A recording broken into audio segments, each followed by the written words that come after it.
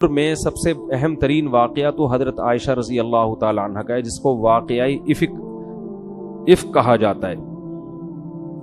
افک کہتے ہیں عربی میں جھوٹ کو۔ تو حضرت عائشہ رضی اللہ تعالی عنہ 5 ہجری میں نبی صلی اللہ علیہ وسلم نے سفر کیا تھا۔ ایک جھڑپ تھی، لڑائی تھی معمولی سی، تو جس کو غزوہ بنی مستلق کہا جاتا ہے۔ 5 ہجری کا واقعہ ہے۔ تو آپ نے قرآن اندازی کی کہ بھائی جس زوجہ کا نام آئے گا وہ میرے ساتھ سفر میں چلیں گے۔ جس آدمی کی زیادہ زوجات ہوں تو افضل ہے کہ قرآن اندازی کر لے یا ان کی باریاں لگا دے۔ تو امی عائشہ کا نام آیا، حضرت عائشہ رضی اللہ تعالی عنہ آپ کے ساتھ سفر میں گئیں۔ واپسی پہ یہ قافلہ جب واپس آ رہا تھا تو قافلے نے پڑاؤ ڈالا۔ حضرت عائشہ رضی اللہ تعالی عنہ نے اپنی بہن سے، حضرت اسما سے، ایک ہار ادھار لیا تھا پہننے کے لیے۔ تو حضرت عائشہ کہیں گئی ہیں قضائے حاجت کے لیے یا کسی کام سے، وہ ہار گر گیا۔ تو وہ تلاش کرنے میں ان کو دیر ہو گئی۔ تو پہلے اونٹ میں جیسے آج کل ڈولیاں ہوتی ہیں نا، اس طرح کی وہ ہودج ہوا کرتا تھا، اس میں خواتین بیٹھتی تھی پردے والی، اور لوگ اسے اٹھا کے جانور پہ رکھ کے چل جاتے تھے۔ تو حضرت عائشہ رضی اللہ تعالی عنہ کا وزن بہت کم تھا، کم عمر تھی، تو صحابہ نے وہ اٹھا کے رکھا اور وہ سمجھے کہ وہ اسی کے اندر ہیں وہ، اور وہ نکل گئے آگے۔ جب حضرت عائشہ رضی اللہ تعالی عنہ آئیں تو پریشان ہوئی کہ قافلہ تو جا چکا ہے۔ تو وہیں اس نیت سے آرام کرنے کے لیے لیٹ گئی کہ جب اگلے اس جگہ پہ جب یہ قافلہ پڑاؤ ڈالے گا، ان کو لگے گا کہ وہ نہیں ہے تو یہ واپس مجھے تلاش کرنے کے لیے یہاں آئیں گے۔ پہلے زمانے میں یہ دستور تھا کہ جب بھی کوئی قافلہ جاتا تھا نا تو پیچھے پیچھے کچھ لوگ آ رہے ہوتے تھے، تاکہ اس قافلے سے کوئی چیز اگر رہ گئی ہو تو ہم وہ اٹھا لیں۔ تو حضرت صفوان ابن معطل رضی اللہ تعالی عنہ پیچھے سے آ رہے تھے۔ ان کی امی عائشہ کے چہرے پہ نظر پڑی تو وہ فرماتے ہیں کہ جب تک پردے کی آیتیں نازل نہیں ہوئی تھیں، میں چونکہ حضرت عائشہ کو دیکھ چکا تھا تو اس لیے میں ان کو دیکھ کے پہچان گیا۔ اس سے بھی پتہ چلتا ہے کہ جب پردے کی آیتیں نازل ہوئی ہیں تو صحابیات نے اپنے چہرے کو، بولو بھائی، چھپا لیا۔ یہ خود چہرے کے پردے کی ایک بہت مضبوط دلیل ہے، دوسری طرف دلائل بھی ہیں۔ تو خیر، تو انہوں نے زور سے انا للہ و انا الیہ راجعون پڑھا۔ جیسے ہی پڑھا ہے تو حضرت عائشہ اٹھ گئیں۔ تو فرماتی ہیں اس وقت سے مدینہ داخل ہونے تک کوئی کلام انہوں نے مجھ سے نہیں کیا، بس وہ بیٹھی ہیں ہودج میں، اور حضرت صفوان ابن معطل یہ اونٹ پہ بیٹھی ہیں، حضرت صفوان ابن معطل ان کو لے کے چلے گئے، کوئی بات نہیں۔ تو جیسے ہی مدینہ میں داخل ہوئے نا تو یہ عبداللہ ابن ابی ابن سلول، یہ بہت بڑا منافق تھا، منفی پروپیگنڈے کا اس کو موقع چاہیے، ہر معاشرے میں ہوتے ہیں ایسے لوگ۔ تو اس نے جب دیکھا کہ امی عائشہ ان کے ساتھ آ رہی ہیں، حضرت صفوان ابن معطل، تو اس نے معاذ اللہ نقل کفر، یہ پروپیگنڈا کرنا شروع کر دیا کہ اللہ معاف فرمائے، بولتے ہوئے بھی ڈر لگتا ہے کہ معاذ اللہ ان کے آپس میں معاذ اللہ نقل کفر، ناجائز تعلقات ہیں، زنا کی تہمت لگائی، اور اتنا پروپیگنڈا کیا اس نے، اتنا پروپیگنڈا کیا کہ 3 صحابہ وہ بھی اس کے پروپیگنڈے میں آ گئے، حالانکہ وہ بدر میں شریک ہوئے تھے، مخلص تھے۔ 2 صحابہ اور 1 صحابیہ۔ جو 2 صحابہ تھے، ایک تو حسان ابن ثابت، یہ بڑے مخلص صحابی تھے اور یہ نبی کی شان میں اکثر اشعار پڑھا کرتے تھے، اور دوسرے تھے مصطح ابن اثاثہ، یہ بھی غزوہ بدر میں شریک ہوئے ہیں، اور تیسری خاتون تھی حمنہ بنت جہش۔ تو اتنا اس نے پروپیگنڈا کیا نا کہ یہ بھی اس میں مبتلا ہو گئے، حالانکہ یہ منافق نہیں تھے، وہ تو کمبخت تھا ہی، منافق مشہور تھا۔ حضرت عائشہ رضی اللہ تعالی عنہ سفر سے واپسی پہ بیمار تھیں، تھکاوٹ تھی، گھر سے نہیں نکلیں۔ تو ایک دن وہ حضرت مصطح جو تھے نا، جو اس تہمت میں شریک تھے، ان کی والدہ کے ساتھ فرماتی ہیں کہ میں کہیں رات کو قضائے حاجت کے لیے دور گئی، تو جا رہی تھی تو کہیں پاؤں لگا ہوگا، کہیں ٹھوکر، تو حضرت مصطح کی جو والدہ تھی انہوں نے اپنے بیٹے کے لیے بد دعا کی کہ وہ ہلاک ہو جائے۔ تو یہ فرماتی ہیں کہ میں نے کہا کہ وہ بدری صحابی ہیں، کیوں ان کے لیے بد دعا کر رہی ہو؟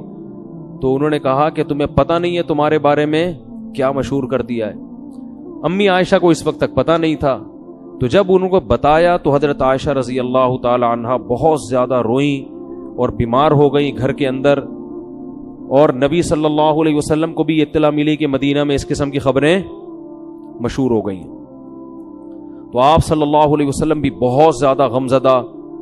تو میں بہت مختصر کر کے یہ واقعہ سنا رہا ہوں. تو جب نبی صلی اللہ علیہ وسلم حضرت عائشہ کے والدین کے گھر گئے, ان سے جا کے آپ نے بات کی کہ عائشہ, یعنی آپ بہت پریشان تھے, لیکن آپ نے خود اپنی زوجہ کی بشارت بیان نہیں کی کیونکہ آپ اس میں نیوٹرل رہنا چاہتے تھے. آپ نے حضرت عائشہ سے پوچھا کہ بتاؤ اصل معاملہ کیا ہے. تو حضرت عائشہ فرماتی ہیں کہ میں نے کہا کہ اگر میں یہ کہوں گی کہ میں بے گناہ ہوں تو لوگ میری بات پہ یقین نہیں کریں گے, اور اگر میں یہ کہوں گی کہ میں مجرم ہوں تو فوراً لوگ کیا کر لیں گے, یقین کر لیں گے. تو میں اس موقع پہ وہی کہوں گی جو یعقوب علیہ السلام نے اپنے بیٹے کے گم ہونے پر کہا تھا, فصبر جمیل, میرے پاس صبر کے علاوہ کوئی راستہ نہیں ہے. آپ صلی اللہ علیہ وسلم کو بہت تکلیف ہوئی اور آپ نے فرمایا کہ اس شخص نے, یعنی عبداللہ بن ابی کے بارے میں, کہ مجھے میری زوجہ کے بارے میں بہت شدید تکلیف کی ہے, بہت شدید تکلیف دی ہے.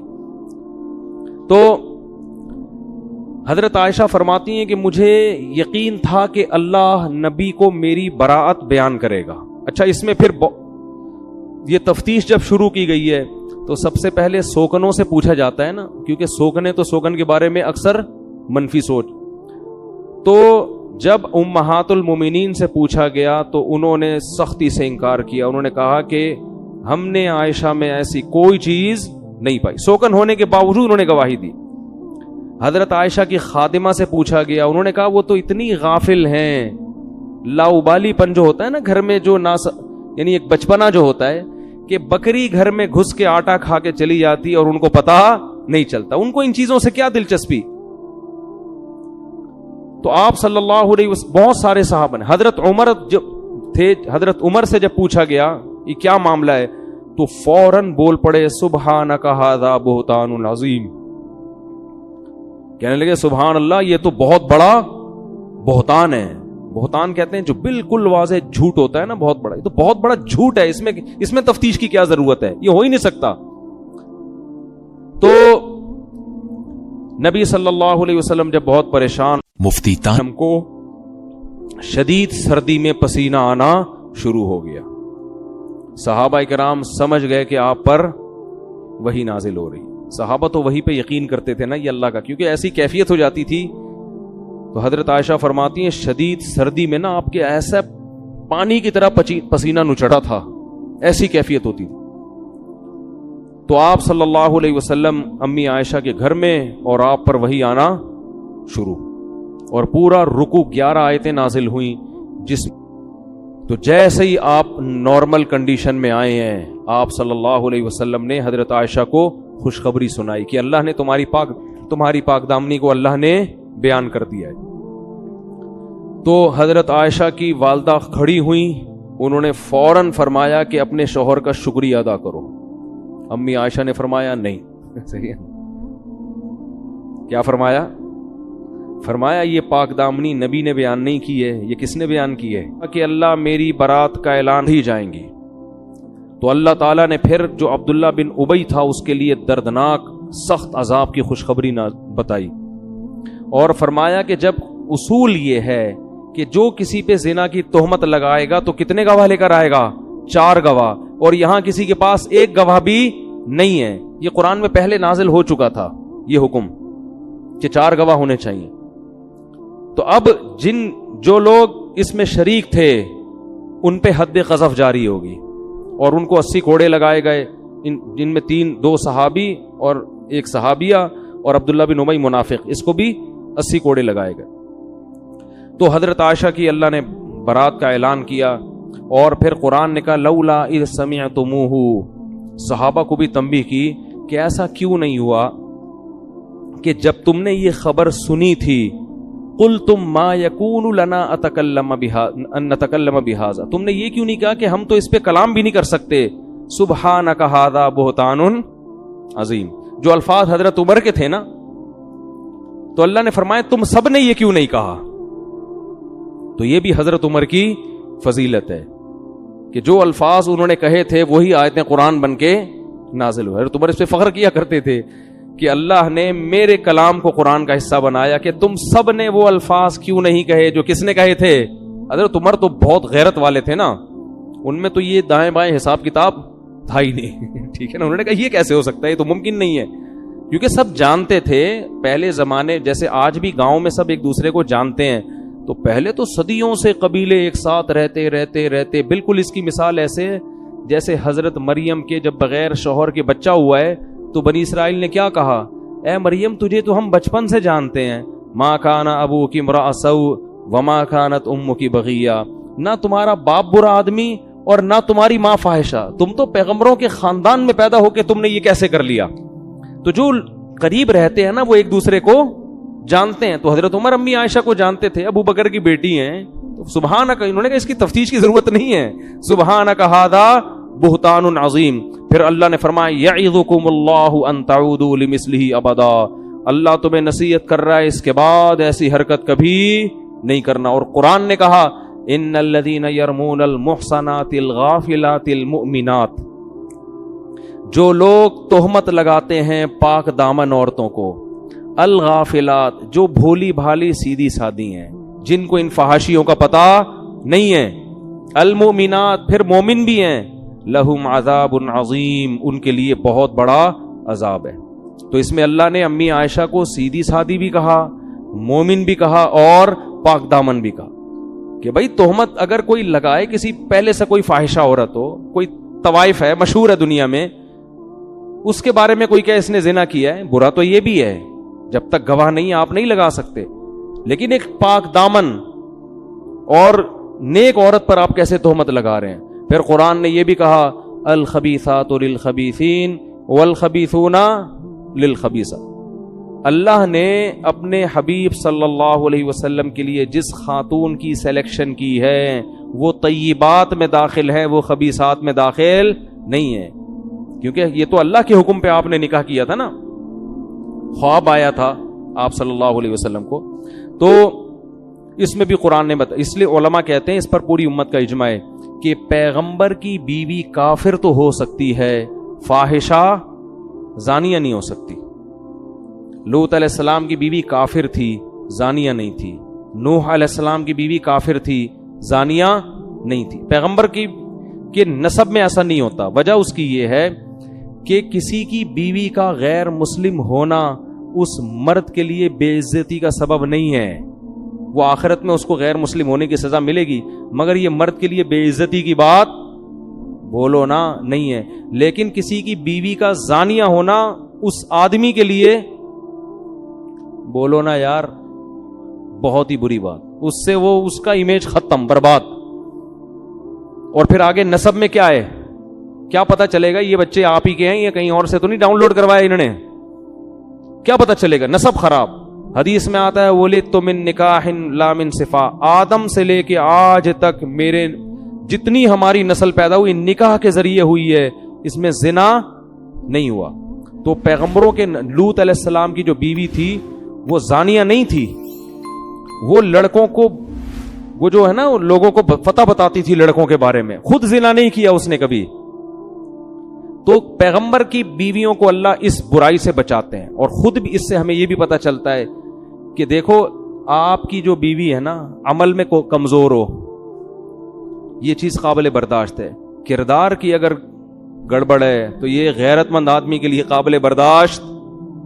ابے بولنے میں گورنمنٹ نے پابندی لگائی ہے، اس میں کیا شرمانا بول. دیکھو کوئی کہے کہ دیکھو اس کی بیوی عیسائی ہے، آپ نے کہیں اہل کتاب سے شادی کر لی، لوگ کہیں گے بھئی اس نے گوری سے شادی کی ہے، اس کی بیوی کیا ہے؟ عیسائی ہے. تو تھوڑا سا ہوتا ہے یار مسلمان سے کرتے تو زیادہ اچھا. لیکن کوئی کہہ رہے اس کی بیوی مسلمان ہے لیکن تعلقات اس کے بہت وسیع ہیں اس کے تعلقات بہت وسیع، لیکن ہے کلمہ توحید پرست. تو اگرچہ کفر بڑا جرم ہے لیکن آخرت کے لحاظ سے، سمجھ رہے ہو، لیکن دنیا میں ذلت ذلیل ہونے کے لحاظ سے دنیا میں فحاشی یہ زیادہ بڑا جرم ہے ذلت کے لحاظ سے دیکھا جائے. تو اس لیے پاک دامن عورتوں سے شادی کیا کرو. بھی وہی ابھی کیا پھر میں کس سے سناؤں آپ کو. وہ ایک آدمی کی شادی ہوئی نا, تو بیوی سے کہتا ہے آج سے تم میری کائنات, تم ہی میری مسرت, تم ہی میری فرحت. وہ تو بیچارہ ڈائلاگ بول رہا تھا, فرحت یعنی خوشی, مسرت بھی خوشی اور کائنات بھی, وہ سمجھیے اپنی گرل فرینڈ کا نام بتا رہا ہے. کہتے ہیں آج سے تم میری کائنات, میری فرحت بھی تم, میری مسرت بھی تم. کہتی ہے ٹھیک ہے, ستار بھی پھر آج سے تم ہی ہو, غفار بھی تم اور وسیم بھی تم ہی ہو. جب تم نے فرحت, مسرت اور کائنات سے تعلق ختم کر دیا تو اب میرا بھی وسیم سے کوئی تعلق نہیں رہے گا, میں بھی اس کے نمبر ڈیلیٹ کر رہی ہوں. تو اب بتاؤ آگے زندگی چلے گی؟ تو کردار کا ایک نمبر ہونا عورت میں یہ بہت بڑی خوبی ہے کہ اپنے شوہر سے وفا کرتی ہو. حضرت حکیم الامہ مولانا اشرف علی تھانوی رحمہ اللہ تعالی ہندوستان یعنی بر صغیر کے بارے میں فرمایا کرتے تھے. فرمایا بر صغیر کی اس وقت تو بہت تھا, یہ بر صغیر کی عورت میں ایک خوبی ایسی ہے کہ اس خوبی کی وجہ سے اس کی ہر خامی برداشت کی جائے گی کہ یہ اپنے شوہروں سے وفادار ہوتی ہیں. یورپ میں آپ شادی کرو نا بھائی, کچھ پتہ نہیں ہوتا کہ یہ جو منہ سے کہہ رہی ہو صرف تم, ہمارے ہاں بھی رکشے کے پیچھے لکھا ہوتا ہے صرف تم, تو یہ سچی مچی کا لکھا ہے یا ویسے ہی بیوقوف بنانے کے لیے لکھا؟ تو وفا بہت بڑی نعمت ہے, بہت بڑی دولت ہے. تو اللہ نے امی عائشہ رضی اللہ تعالی عنہا کی برات کو نازل کیا, اور اس واقعے میں بہت سارے اسباق ہیں. ایک سبق ہمیں یہ ملتا ہے بھائی, نیک اور پاک دامن لوگوں پر بھی تہمتیں لگ سکتی ہیں, اور ہر ایک کی پاک دامنی اللہ آسمان سے نہیں اتارتا. تو جیلیسی, حسد جہاں بھی ہوگا نا, منافقوں تو حسد ہوتا تھا نا کہ یہ تو ترقی کرتے چلے جا رہے ہیں, تو کوئی موقع ہاتھ سے جانے نہیں دیتے. حضرت مریم بھی کتنی پاک دامن, نیک, تہمت ان پہ بھی لگی, حالانکہ حضرت عیسیٰ ماں کی گود میں گواہی دے رہے ہیں کہ میری ماں پاک دامن ہے. معجزے اللہ نے کتنی اللہ نے بیان کیا نا ان کی پاک دامنی کو, مگر یہودی آج بھی حضرت مریم جیسی پاک دامن کو معاذ اللہ فاحشہ کہتے ہیں. تو دنیا میں برے الزام لگتے بھی ہیں اور پنپتے بھی ہیں, چل بھی جاتے ہیں وہ. امی عائشہ کی پاک دامنی اللہ نے آسمان سے نازل کی یہ بتانے کے لیے, وَتَحْسَبُونَهُ هَيِّنًا وَهُوَ عِندَ اللَّهِ الْعَظِيمِ وَهُوَ عِندَ اللَّهِ عَظِيمٌ. فرمایا تم اس معاملے کو ہلکا سمجھو, لیکن اللہ کی نظر میں پیغمبر کی زوجہ کا معاملہ بہت بڑا ہے. تو اس واقعے سے اللہ نے امی عائشہ کی فضیلت کو بھی بیان کر دیا کہ جو مقام اللہ کی نظر میں حضرت مریم کا ہے, اس معاملے میں وہی مقام اللہ کی نظر میں کس کا ہے؟ حضرت عائشہ ہی جائیں گی. تو اللہ تعالیٰ نے پھر جو عبداللہ بن ابی تھا اس کے لیے دردناک سخت عذاب کی خوشخبری بتائی, اور فرمایا کہ جب جیسے وہ کافر ہیں یہ بھی کافر ہیں. جو امی عائشہ پہ تہمت لگاتا ہے نا, اسلام کی نظر میں وہ کیا ہے؟ کیونکہ قرآن نے ان کی پاک دامنی کو بیان کر دیا, واضح لفظوں میں بیان کر دیا قرآن نے ان. تو یہ بھی ہمیں اس سے سبق ملتا ہے, اور یہ بھی سبق ملتا ہے کہ عورت کی جو صفت اللہ نے بیان کی, الغافلات, فحاشی کی چیزوں کا اس کو پتا نہ ہو. باپ کے گھر سے نکل کے کہاں جائے؟ شوہر کے گھر میں. آج کل ایسا نہیں ہو رہا, ابا کے گھر سے نکل کے 15-20 سال مختلف تجربے کرتے, سب کی بات نہیں بھائی, 2-4 ہی ایسی ہیں ہوتی ہیں, لیکن وہی پھر تم ہی میرے ستار بھی, تم ہی میرے غفار, یہ نوبت آ رہی. تو جلدی نکاح کرنے کا فائدہ کیا ہوتا ہے؟ بچی عفت اور پاک دامنی والی زندگی گزارتی, وہ اپنے شوہر کے ساتھ وفا کرتی ہے. سمجھتے ہو کہ نہیں سمجھتے, اور خود بھی وفا کرنی چاہیے, خالی ادھر کے مشورے نہیں ہیں.